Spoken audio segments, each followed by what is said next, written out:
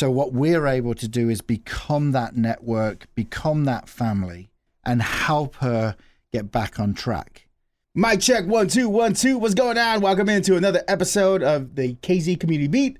I'm your host, Ross Martinez. In the hot seat this week, I have the executive director of Dream Center Peoria, Andy King. What's up, man? How you doing? Thanks for having me on. I know. We go back like a year now. Yeah. Something like that. We were just talking about that. That's right. So, I think it's clear to say you may not be from Peoria. No, I am not. And I'm not from Southern Texas either. You know what? I had California vibe, if anything. So where are you from, man? Originally from England. If you're looking at a map of England, if you put your finger right in the middle of England, there's a town called Coventry. And it is, I was from a town just outside of Coventry called Nuneaton. But Coventry is famous for Jaguar cars. That's where the Jag came from. So you're from the Peoria of England? Yeah, there you go. There you go. There you go. How in the world did you end up here? Oh man, that's a long story. So I grew up in the UK and was, enjoying life. Went to college and trained to be a chef, which I've never done since I left college. But I just felt like I needed a bit of a backup. And let me explain what that is. Because my dad was a pastor of a church in England. And I always felt a call to church work, ministry type stuff. But it's not like over here where there's churches and big churches with big staffs. In the UK, if you want to be on a church staff, it's normally the pastor, maybe a couple of people. So it's just two or three people. So my dad would be like, you need to have a backup plan if the church thing doesn't work. So I was at school and the catering college came in one day and I thought, that's pretty good. And so I went to college for 2 years through catering. And also I did restaurant management and leadership. So there was things that I've been able to pull from that time, but really went through that, but then went directly from there to Australia. And wait a minute. You did not have a linear path, it seems like. Went to Australia to be on a youth ministry team. And while I was in Australia, and this is where it gets crazy, okay? So are you ready for a crazy story? Yeah. Okay. So I'm in Australia and my dad calls me and he said, hey, we've had this church in Washington, Illinois, approach us and they want him to be the senior pastor. We've never, my dad's had been to America once, maybe twice, but this wasn't on the agenda at all, right? Yeah. We were staying in England forever. And my dad was very successful in England within the denomination that he was in. And so we never thought, he had a great church. We never thought he'd move. You had to set up. Yeah. And so he's like, now you're in Australia, so you need to decide whether you want to come back to England. And because I was doing some youth pastoring as well. So I could have gone back and done that. You could stay in Australia or you can come to America with us. I said, well, okay, let me think about it over this next week and then I'll decide. So this is where it gets crazy, okay? And, obviously I'm in the faith world, right, of what church world. And so there's things that sometimes happen. We're like, that doesn't happen by coincidence. Serendipity. Yeah. So that night we are at a conference. There's a group of us that are going to this conference. And I'm in Australia, right? In the 6 months that I've been there, I have not seen or heard from one American, okay? A lot of Americans don't make it to Australia because it's so far and so expensive. Is that like a day trip? Oh, it's from England, it was 26 hours on the plane. Oh. So, yeah, it's a long trip. It's a long trip. So I know that my dad has been asked to go to this church in Washington, and I know that it's right next to Peoria, Illinois, right? So we go to this conference, and I've not seen one American, right, in 6 months. This guy gets up to preach at this conference, and he's like, I never tell this story at all, but everyone thinks that I'm Australian because he had a thick Australian accent. He said, but actually, I'm originally from America. So now I'm like, whoa, first American I've seen. And he said, and I never really go into where I was from, but I came from this town called Peoria, Illinois.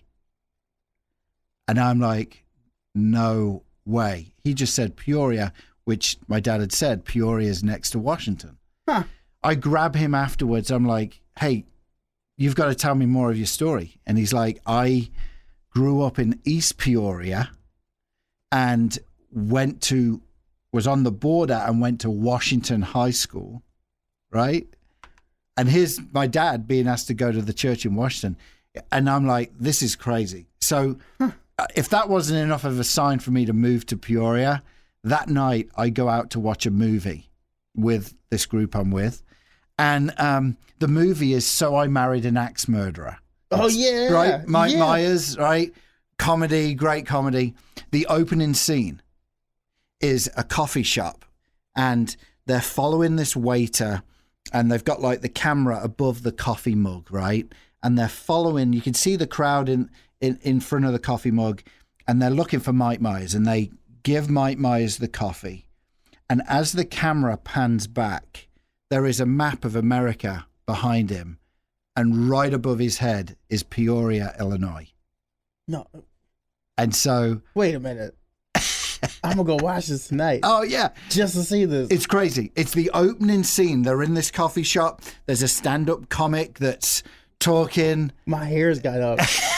My hair, if you can see, my hairs are up. Because what are the chances? Same night. From England, somebody from East Peoria in Australia. Yeah.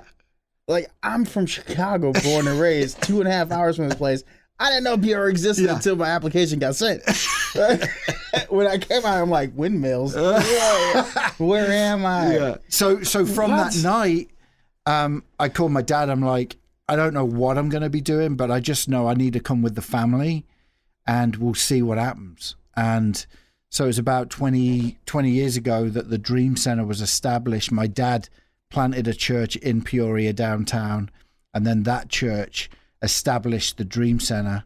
And about 2 years into that was when I applied for the position, and I've been there ever since. I did take a 9-month time down in Nashville. A church in Nashville asked me to go and help them set up Dream Centers down there, and so I was down there for a little bit, but been working at the Dream Center literally from day one.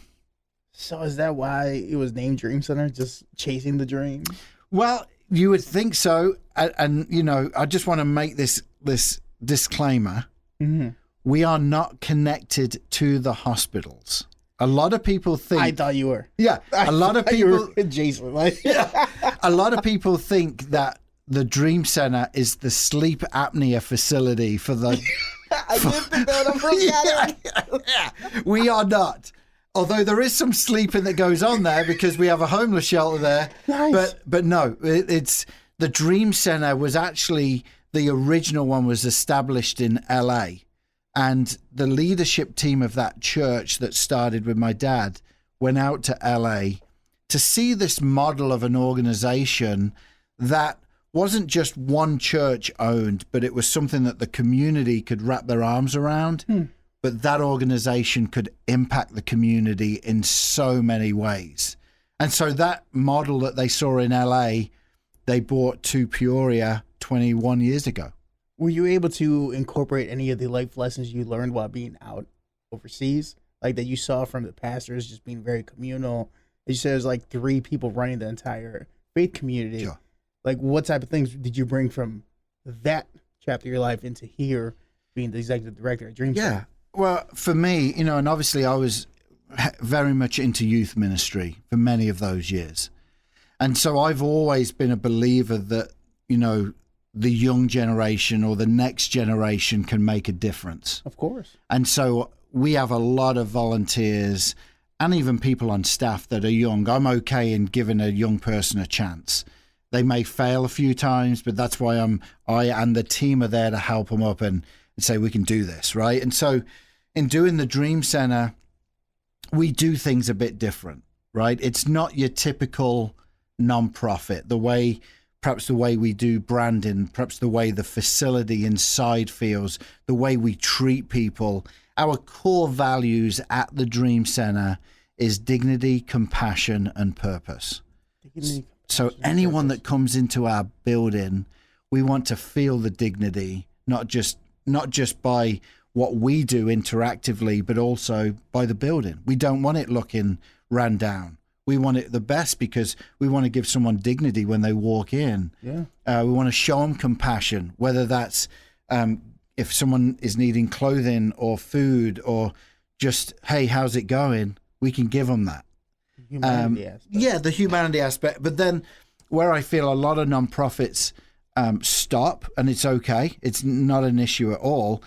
A lot of nonprofits do great with the dignity and the compassion side. But for us, that third element of purpose is crucial. Why is that?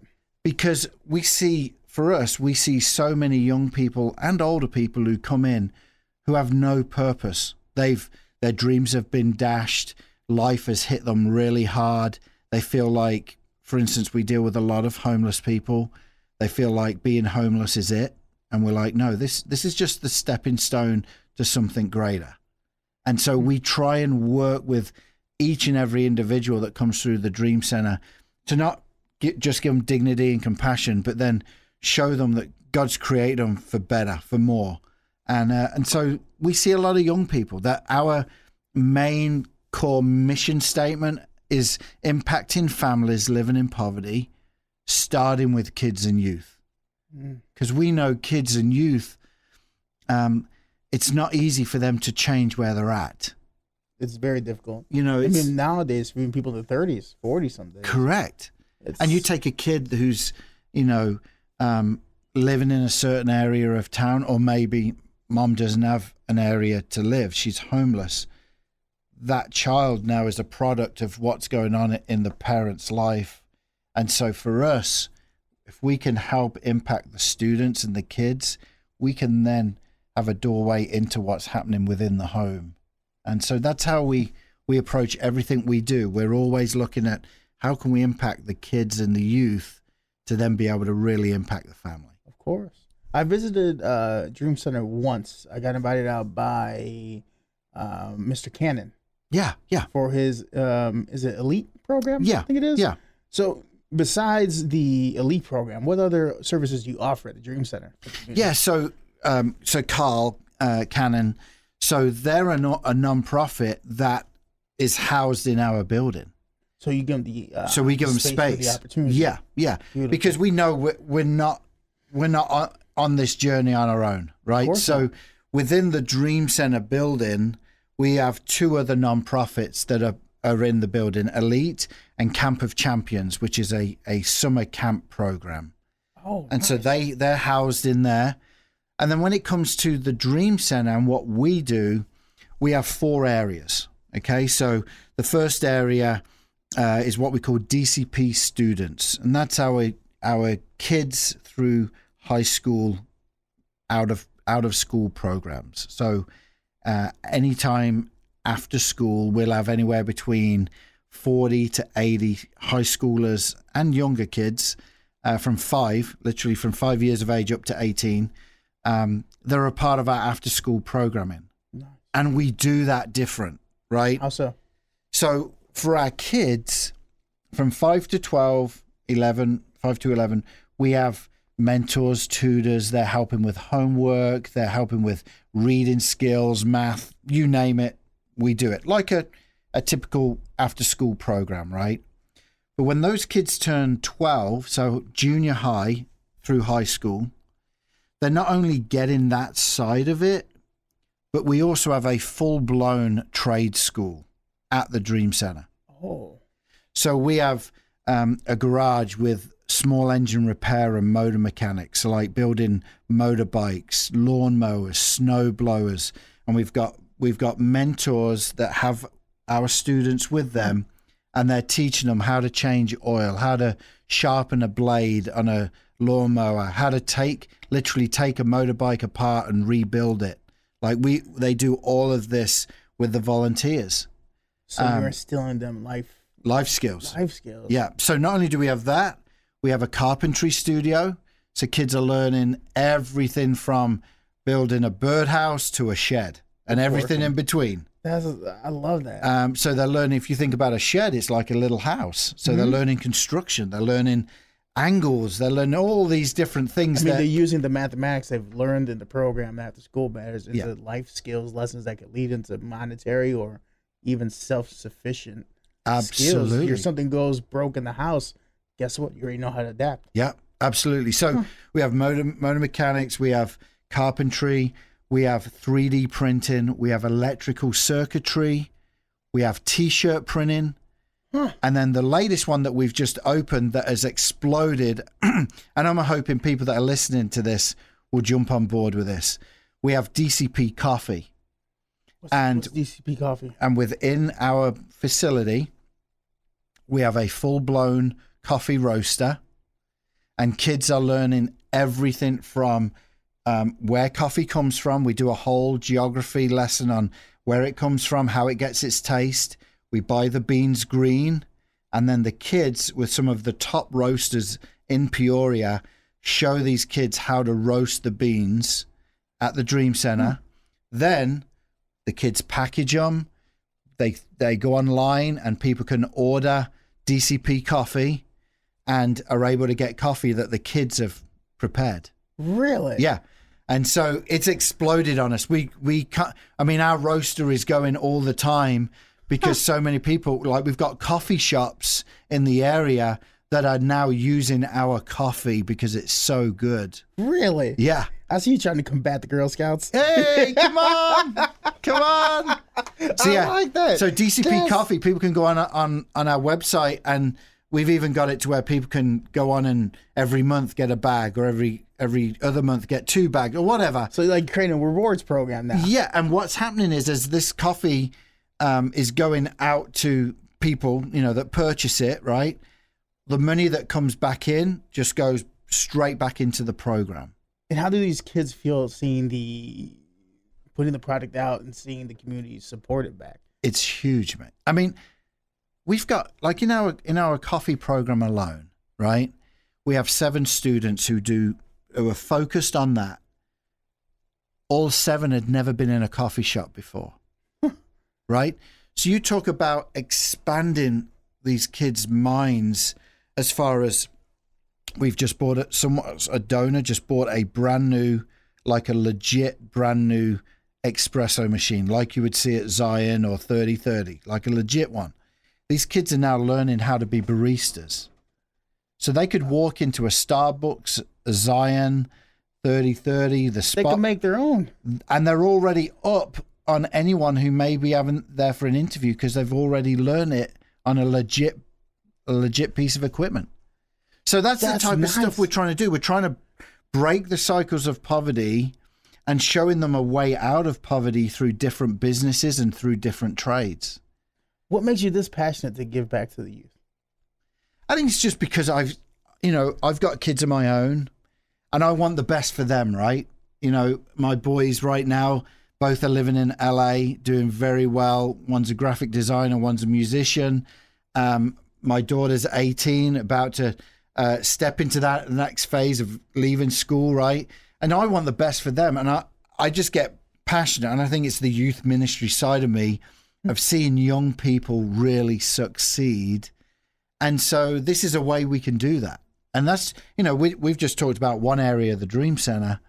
There's 3 other areas where we're able to really impact people's lives.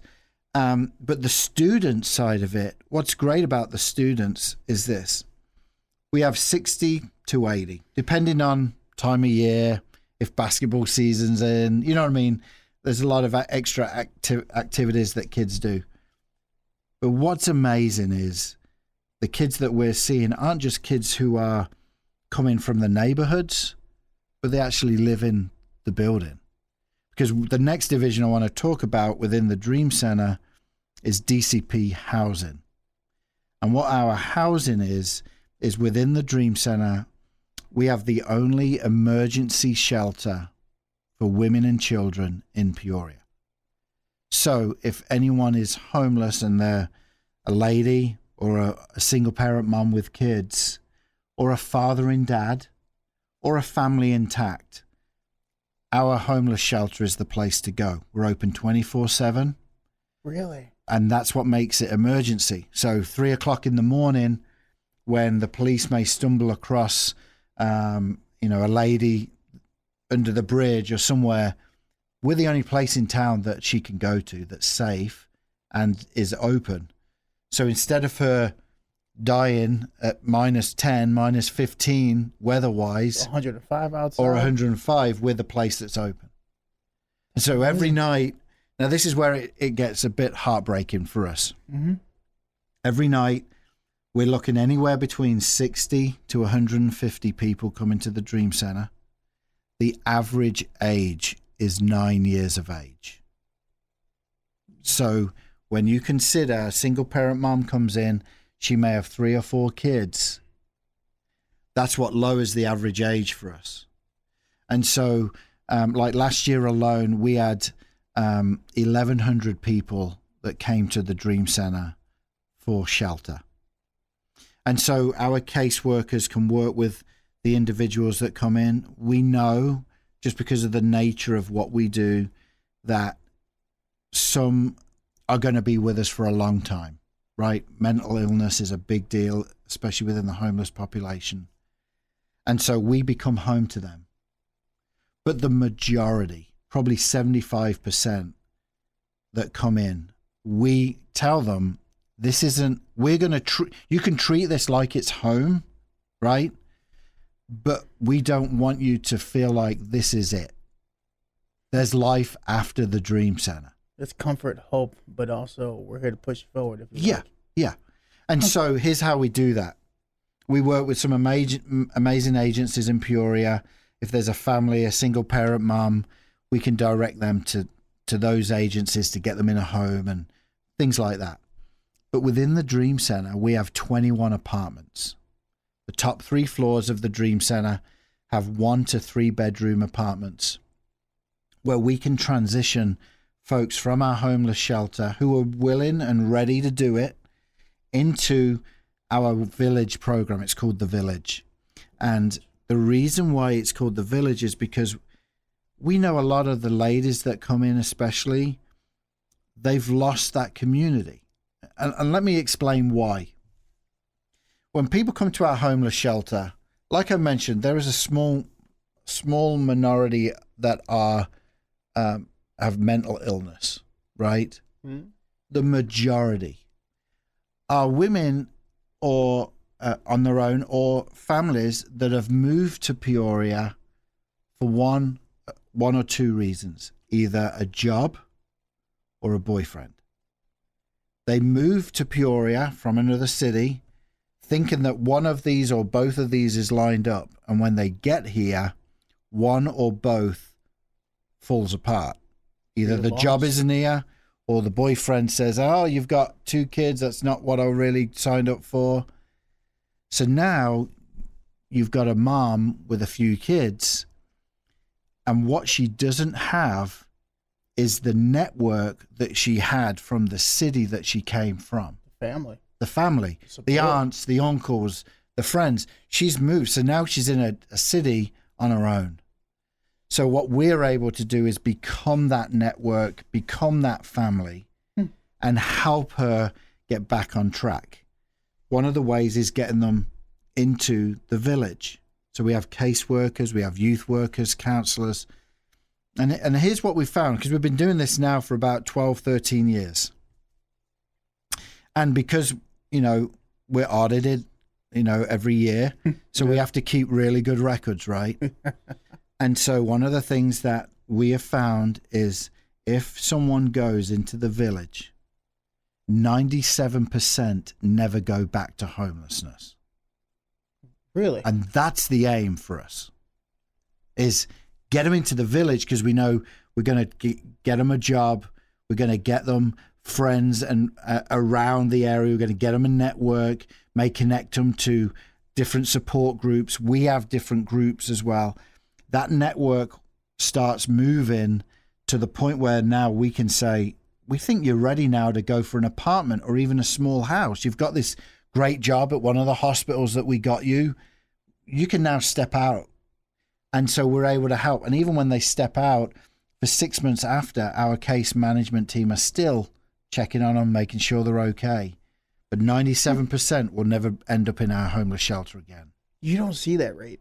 I've been doing interviews like this for years, and that's not a succession rate I hear very frequently of that. 97, like I'll hear 56, 78, maybe 82, but 97. Yeah.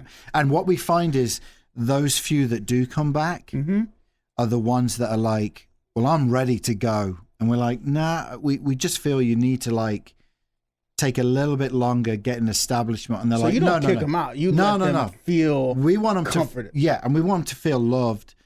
But we also want them to feel like we can speak into their lives.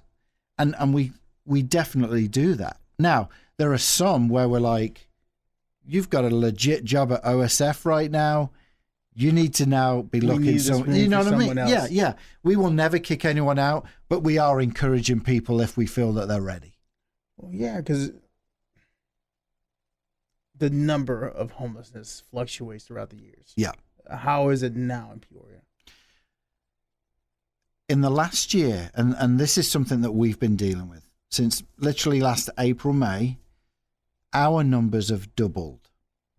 Okay, so for instance, if we'd have been having this conversation this time last year, we would be averaging around 50 people a night. We're now averaging around 100 people a night. There was a time last June time, for 4 weeks straight, we had between 140 and 150 people. We've never seen that many. Our homeless shelter is designed for 125. And so we'll never turn anyone away because we're the only place, right? And so we'll get mats out. We'll open up other rooms. We'll put people in corridors. You'll find space. Yeah, we'll find space. We don't like it, but we know that we can do that, right? And if you add that, we're also feeding everyone. So last year alone, we fed 89,000 meals to people who came through the doors of the Dream Center. That's family, all the kids that come in, everyone that stays every day. There's three meals. We have our after school program. They all get meals as well. All the different programs we do. And in fact, we turned 2 racquetball courts because our building is the old YMCA building. That's massive. Yeah. And so we've got to be creative with the space. And so we turned 2 racquetball courts into 1 big commercial kitchen last year so that we could bring dignity through the food that we serve, right? Before that, we had other nonprofits that would bring food to us, and we were very thankful for them doing that. The only thing that bothered me was we had no control on what came. And so whatever was given was given. Was given, and we were very thankful, but we just felt like we need to up that side of what we're doing at the Dream Center. And so we have a full kitchen crew now and churning out incredible meals, and people eat well at the Dream Center because we want the dignity side of it. And so that's impressive. Yeah. So when was this full kitchen fully? We opened it last February, and it took about 6 months to build. Again, our community is incredible. People step up like crazy. We raised $800,000 in 4 weeks. In 4 weeks? And we have never seen that before. Like, we just threw it out there to people, to other foundations, people that are part of what we do. And here's a crazy thing. So we let the folks know what we were doing, and we were going to have an event in 4 weeks and that was going to be like the fundraiser, right? So in that 4 weeks, people were contacting us and saying, what's this event about? So we'd be telling them, and they're like, well, put me down for this amount. And we're like, yeah, but the fundraiser is where you got to tell us. And they're like, well, put me down. When we got to the fundraiser, we only had $60,000 to raise because people were just giving before we got to the fundraiser. So how did you build that reputation in the community? Because we know Peoria to be a community that is big-hearted. Yeah. There's plenty of organizations giving back, trying to help on all facets that we need in the community. Yeah. How do you feel you guys have built that rapport within the community that strongly where you're able to make that money that quickly? Well, for us, we are an open book. I mean, we've told people if they wanted to come in anytime and look at our accounts or look at where money is spent, they can come and do that. I mean, we're very open that way just because there's, for me, I want to make sure that we are good stewards of every dollar that comes in, right?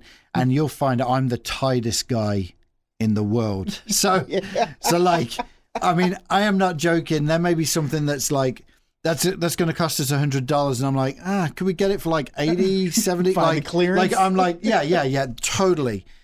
And so for us, I think that's a big thing. I think also we love telling the stories of what we do, right? And the lives that are being changed and how people in the community can be a part of that change. Volunteerism for us is a big deal of what we do, like any other nonprofit. And so we have anywhere between 200, 300 volunteers a month in many different areas of the Dream Center, so that they can get involved. And once people get involved, they get close to the issues that we see, and they also bring solutions. And I'll take, I've always said, I'll always take solutions from people that are close with us. It's when you've got people outside of an organization trying to tell us how to run it. That's where I'm like, you have no clue. You're not part of the community. When you are close, you find solutions. And so for us, being consistent in what we do is a big, big deal. Being there every night for kids that get off the bus or us going and picking them up for after school program. You offer so many services. Yeah. And for us, it's just finding the needs within the community and then trying to address it. So for instance, during COVID, how was that during COVID? Oh, that must have been a nightmare and a half. Absolutely. No, you try and do a group, right? You're taking a group of people who we don't know where they're at during the day. The expulsion rate back then, the anxiety of it, and all of that. And then they're coming back to our facility every day. So we don't know if they've been around people that have got COVID or not. Yeah, from an executive director, not a humanities standpoint, from someone that is directing all this, having to mandate the legality aspect of it. Like, how's that? How was it? It was tough. Our housing side was the biggest area we had to be careful with because it was life and death. One person gets it, then you've got 30 people getting it. These are people that don't have health insurance? Absolutely. And also, aren't health-wise, aren't great, health-wise. A lot of the homeless folks that we see have a huge background of medical issues. So you take COVID that comes along now, it's scary. Of course. So the way we did it was we've got many different divisions of the Dream Center. We've talked about two, and we'll get to the other two in a moment. But what we said was the homeless shelter will stay open. The village, the apartments, is staying open. Our after-school program, we're closing. However, our workers and volunteers, we went and bought 20 computers, laptops, hotspots, and we were going to the kids' homes and making sure that they were keeping up with their schooling. You really went above and beyond. We had to, because we knew if you go a year... For us, if you go 2 or 3 weeks, these students are falling behind. I am severe, just man to man. I am impressed by this. It was a tough time. Yeah, because we knew these kids would fall behind if we're not there for them. So not only did we do that, we also knew that it was going to be pressure on those homes. Of course, financially, food. So what we did was. And we also knew it wasn't just the people we were serving. This was a reality check for me. I had some of our volunteers contacting me and saying, Andy, I know I come and serve you so well, but do you have any food baskets or anything? I've just been laid off. I don't know if I'm going to have money. Yeah, COVID layoffs, that's right. Yeah. So we had volunteers that were needing help. So what we did at that point, we contacted 3 churches in the area, one in Germantown Hills, northwards on the north end, and Dream Center. That was the downtown spot. And for 3 days a week, we had our box truck in that parking lot. And anyone in the area could drop off groceries. And so we literally, in like a 6-week span, gave out around 5,000 fully loaded baskets of groceries to people. And so what we did, we collected 3 days, and then one day we would create a line where people could just come and get items. And then those items also we were delivering to people who we worked with, the students and the families that we worked with. And we did that for about 4 months until it, then some of the tax breaks were coming in, you know what I mean? And people were getting a bit of money. And so during that real crucial time, it was about 8 weeks, was where we were doing really, really severe type of collection and giving out. So, that's amazing to see. Yeah. Now, one of the things that we noticed as well, and this leads into the third area that we have, was everything public closed, including public restrooms. Oh yeah. So when you've got, for instance, when you've got guys and gals who are homeless, the majority can get into shelters, but there is a small crowd that can't because of their backgrounds, right? Especially if there's kids that are at the shelters, they may not be able to be around kids. I know what you mean. You know what I'm saying? Mm-hmm. So there's a small pocket, 30 to 40. And so at that time, before COVID hit, the fall before, I'd been talking to our board about something that I'd seen in bigger cities that I wanted to bring to Peoria. And that was basically, how could we take what we do at the Dream Center into the streets and to places where people cannot get to us, right? We know there's people that can't get to us, whether it's no transportation, just location, sickness, things like that. So we had already planned to launch what we now call DCP Mobile. And what that is a fleet of trucks that have services on them that we can take to areas of the city. And so we were already planning this, right? Then COVID hit and we realized this is a huge need, especially when public bathrooms close. And so that first year, crazy again, within a few weeks, we raised the money and we bought a shower truck. And so this shower truck has 4 bathrooms, 4 showers on them. We hook into the fire hydrants, and then the water goes through a heater, so it's heated water, and people can have showers and go to the bathroom. And so if that wasn't enough, then I'm like, okay, what are the next steps? How do we create a bit of a convoy? And so right now with DCP Mobile, we have the shower unit that is pulled by a mobile laundry unit with 3 washers and 3 dryers. We then have a mobile hair salon that is an RV that we converted. And then we've just literally this week got the fire inspection done, and we have a food truck. And so all these vehicles can go out to different areas of the city. Like this last week, we were at Jolt, which is another nonprofit, and the guys were getting showers, and there was clothing there we could give them.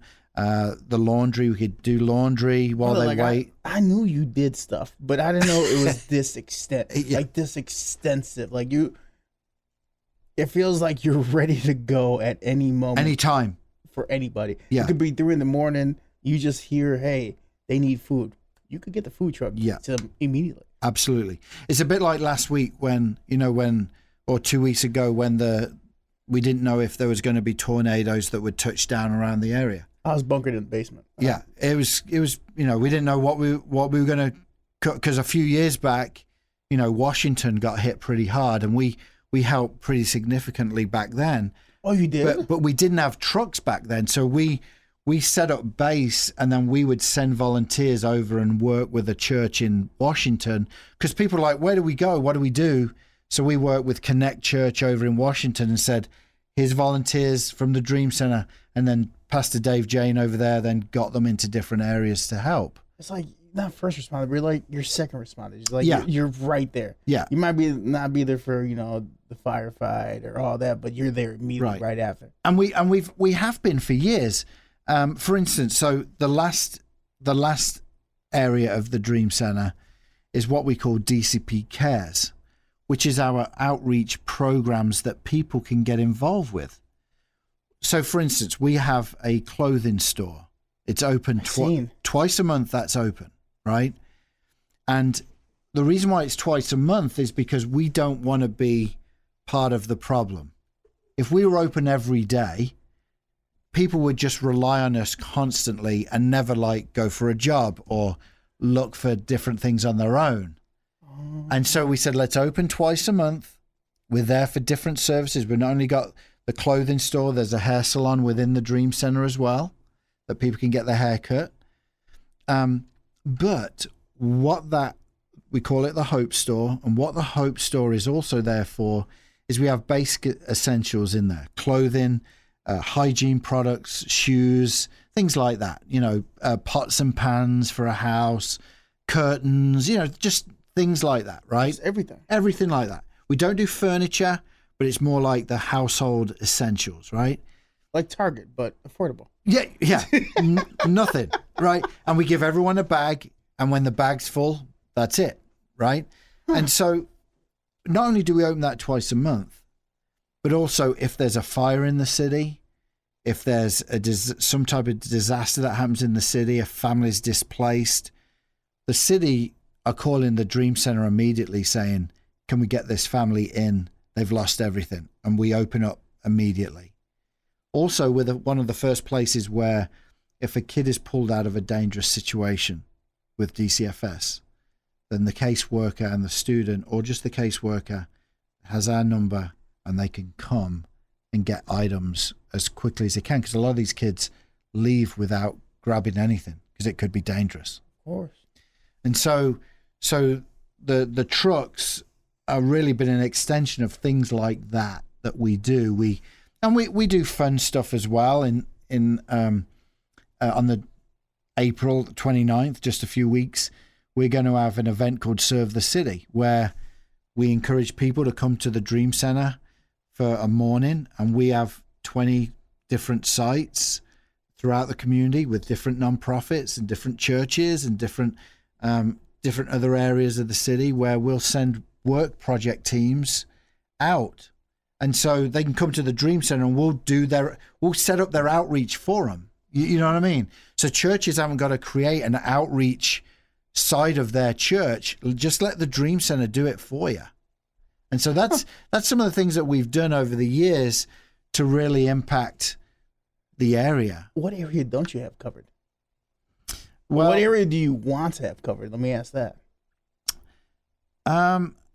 You're smirking, so there's something you're working on that you don't want to talk about right now. Yeah, right now. Okay. Yeah. Let's just put it this way.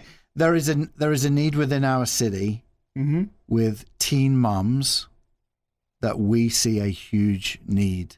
And so in the next year, we'll be addressing that. I can't go into it too much. Yeah, see, there you go. But one of the things that everyone always asks, well, how did the Dream Center start? How did it start, and what about your building, right?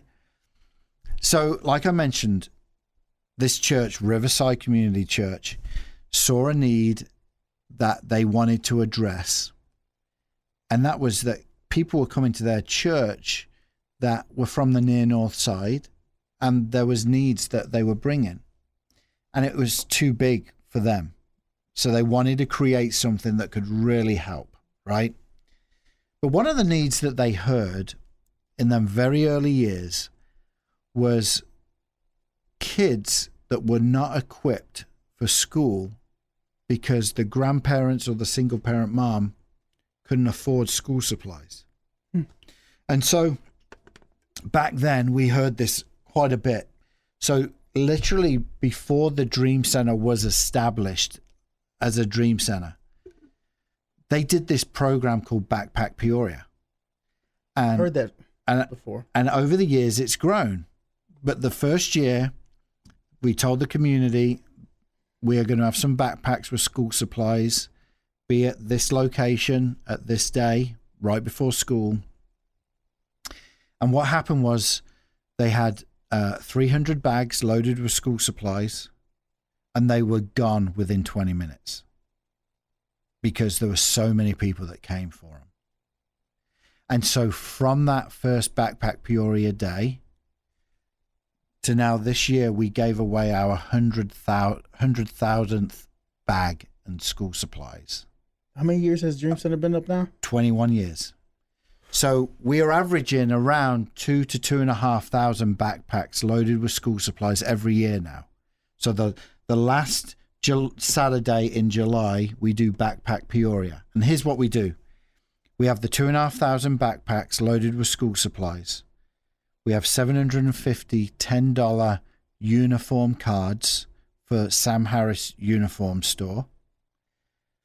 We have medical and dental exams going on. Kids can register for school. We work with the school district. All the schools are represented. We have 30 different nonprofits on site as well. So as mom is coming through with the kids, she's also finding out about other amazing services within our community. And then the last thing they get is the backpack. So we want them to go through this whole experience and then get the backpack, because we don't want kids starting school bad. We want them starting school well. Give them all the opportunities. Give them the opportunities. If kids are being sent home because they're not registered, or they don't have school supplies, or they don't have the right uniform on, then we can address that as a community. We failed as a community. Yeah, that's the case. Absolutely. So for us, and people always ask me, well, how do you do backpack? Well, one, we purchase everything, right? Nothing is used. So the bags are brand new. The school supplies come saran wrapped in a box, ready to go, and they're in the bag. It costs about $40,000 to pull off Backpack Peoria. But you're making them feel part of the community. Absolutely. There might be kids that have the 24 box set of color crayons, but here you have saran wrap everything. Yeah. You have brand new. Brand new. You have that instilled gumption, like, well, no, I can make this happen. Yeah. And they're ready to go. Huh. They're ready to go. How's it feel to see all the faces coming throughout the years of Backpack Peoria specifically? Like, how's it feel to see that growth from where it was to now? I'll be honest, it's bittersweet. How so? Because the more people are coming, the greater the need. In our business, if people are coming and our numbers are up, it means there's need within the community. And my dream, I know this sounds crazy, but my dream is there isn't a Dream Center. Because then, done the work. Yeah, people's needs are being met. But especially in the last few years, with COVID, coming out of COVID, the economy crunch, everything that's happening, our job has intensified. We have seen more need than ever before. And so we just keep trying to find the needs within the community and trying to address them, maybe address them creatively, maybe address them just straight on. We got to get someone a shower. We got to get them clothes today, whatever the case, so that we can really better the whole community then. And that's what it's all about. Yeah, we're faith-based. Yeah, we've got a big Jesus is sign on top of our building. We don't back down from any of that. But what we have found is being the hands and feet of Jesus is way easier than trying to preach at people. It is. And so that's what we try to do, is just try to be...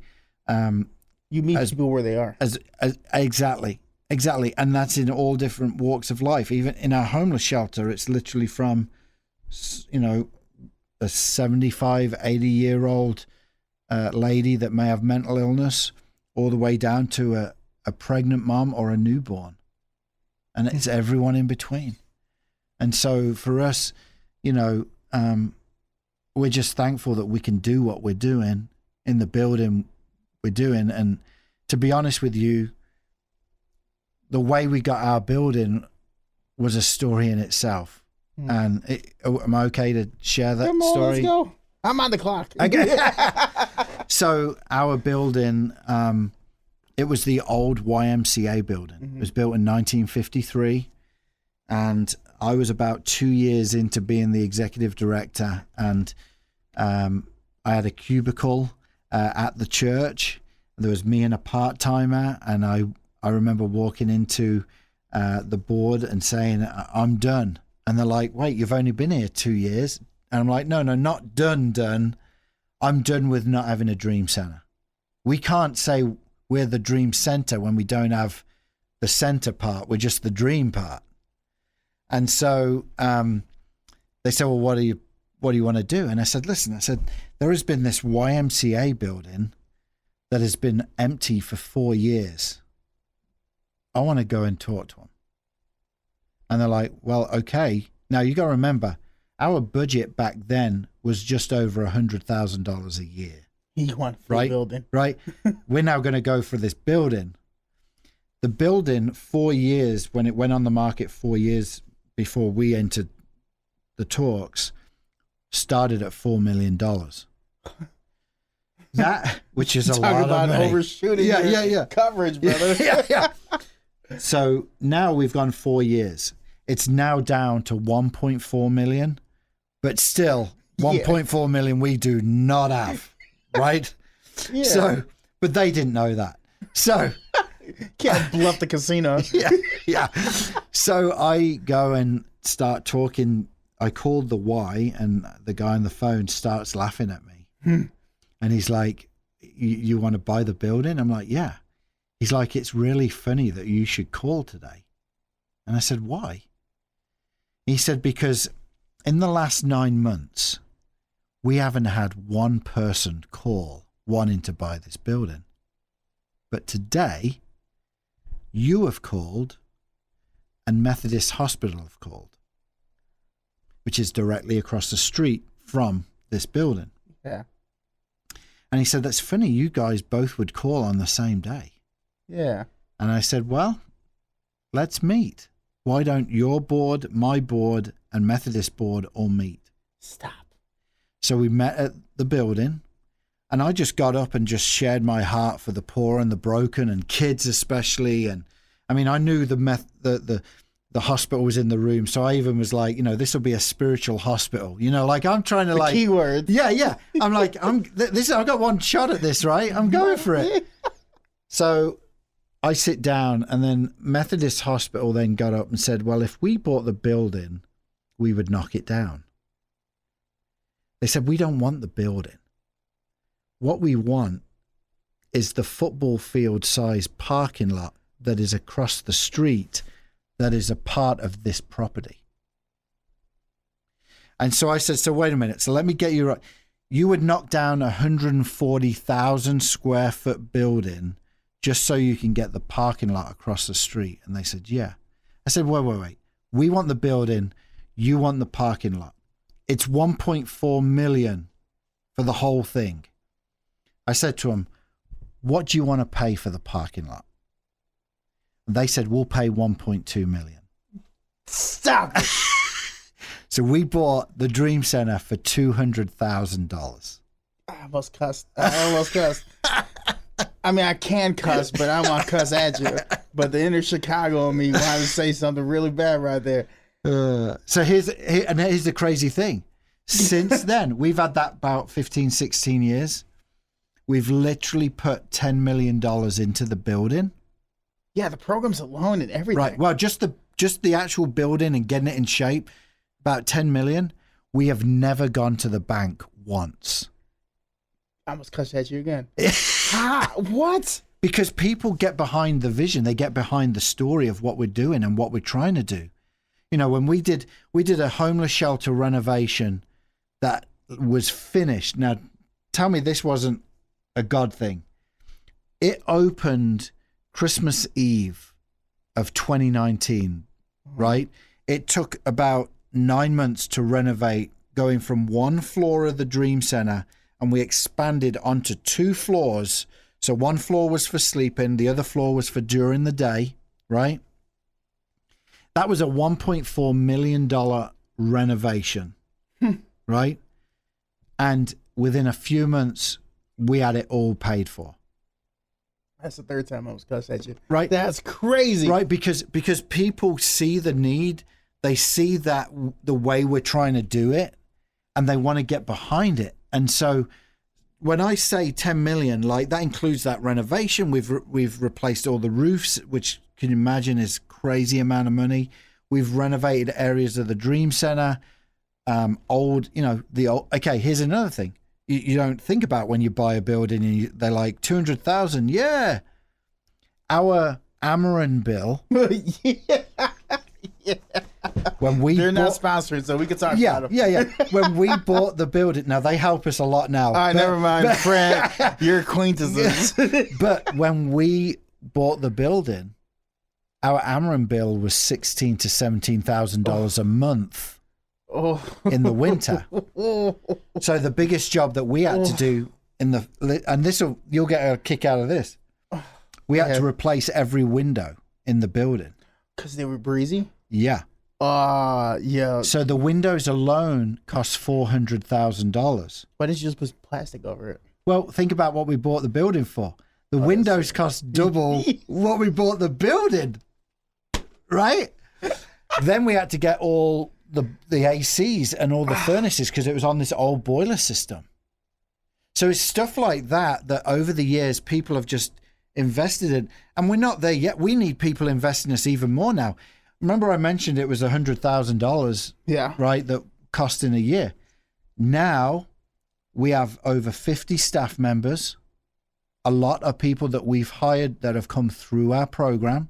So like the gal who runs our homeless shelter, 20 years ago was living in a car, homeless, running from an abusive relationship, came into the Y when it was the Y, and when the Y ran the homeless shelter there, got a job there, went through the programs.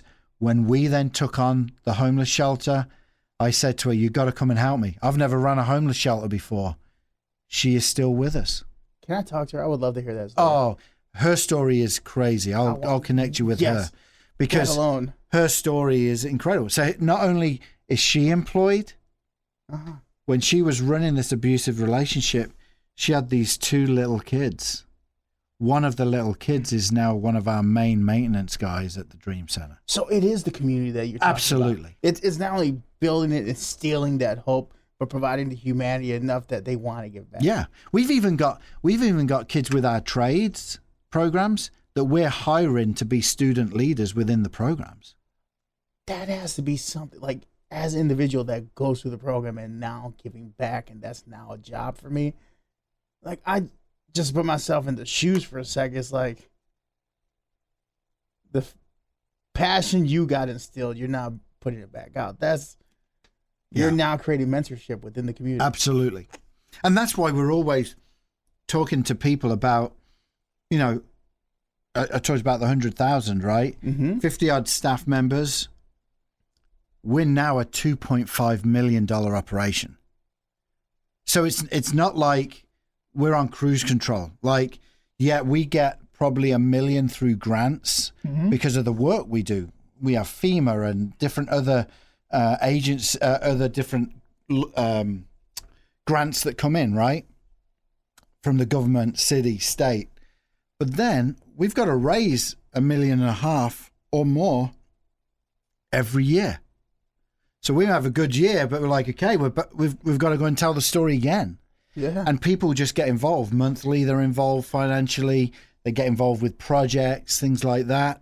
And so, I want to make sure people hear me that we are constantly needing more help, not just financially, but the more people that come into the Dream Center, the more volunteers that we need. And we love using people with their skills and their abilities. So, for instance, the guy who started the trade school with us, he brought his motorbike in and said, can I show a kid how to take the oil out and how to rebuild a motorbike? And you know what we had him doing before that? Because he was an engineer. We thought all engineers are great at math. And so we're like, give him the math class. And he comes up to me and he's like, I'm terrible at math. He's like, but can I bring my motorbike in and show a kid life skills from him using his strengths and bringing that in?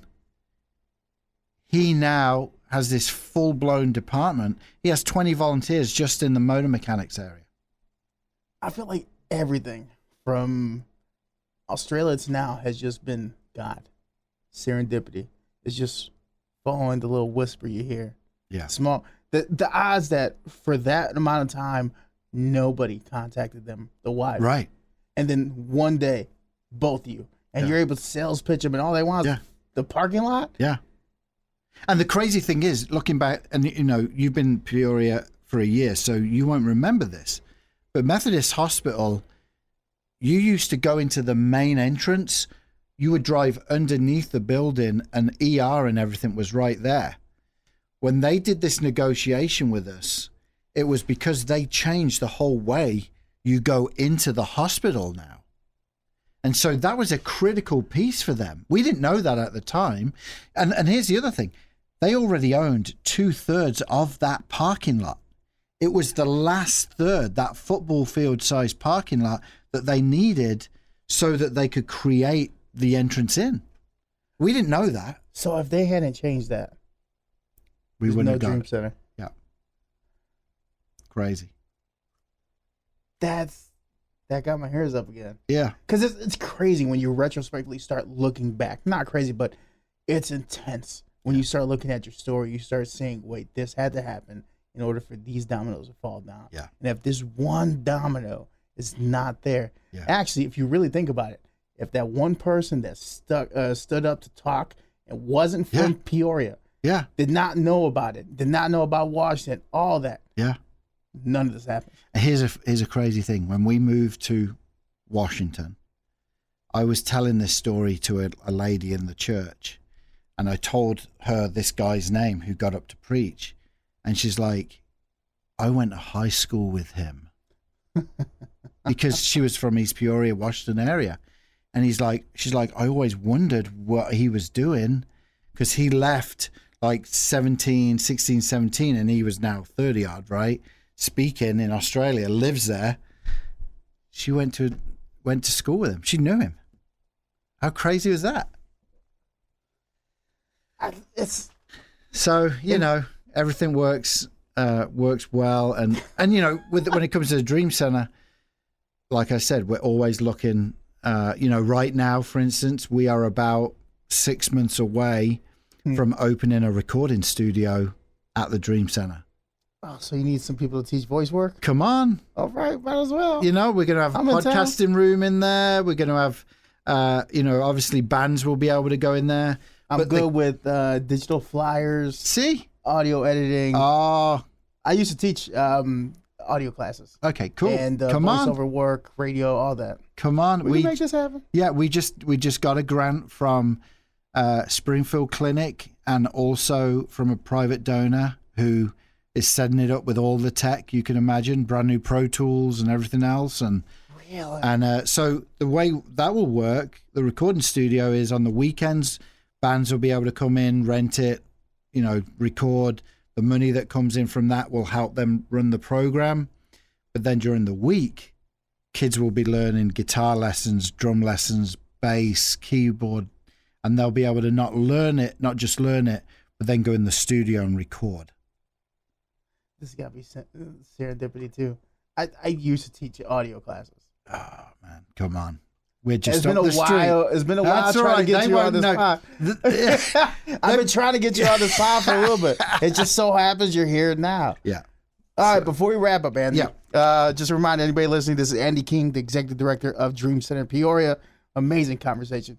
2 questions I'm going to ask. One's business and one's personal. Business, if there's anybody that likes to get more information or get in contact to volunteer, to get a part of everything going on at Dream Center Peoria, how can they find you? The best way is to go to dreamcenterpeoria.org.